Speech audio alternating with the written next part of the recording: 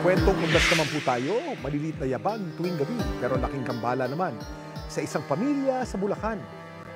Wala bang ibang tao sa bahay, pero tila may mga naglalaro at may nangyayari daw na hindi maintindihan. Yan ang una sa aking mga kwentong kababalaghan sa linggong ito na dapat alam mo.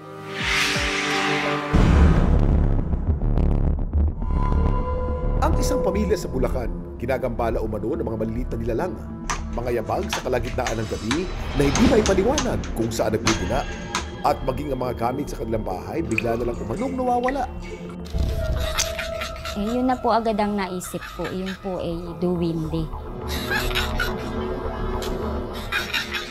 Taong 2021 na magsimula raw ang kababalaghan sa tahanan ni Ruth. 3 or 4 days pa lang po kami dito. Napansin ko po na yung apo ko po, may kinakausap po na hindi namin nakikita.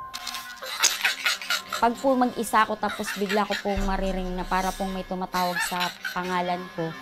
Tapos po kapag naman po bumababa ako or lumilingon ako, wala naman pong tao.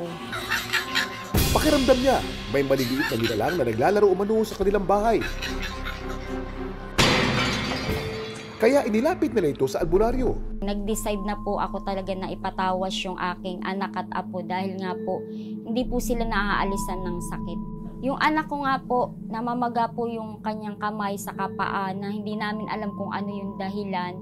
Pero tuwing gabi lang po. Kaya po sabi ko parang hindi na po normal yung ganun kaya natakot na po ako. Ang kinakatakot ko po ay yung may magawa na naman po kami na hindi nila ikakatuwa or mapipinsala sila.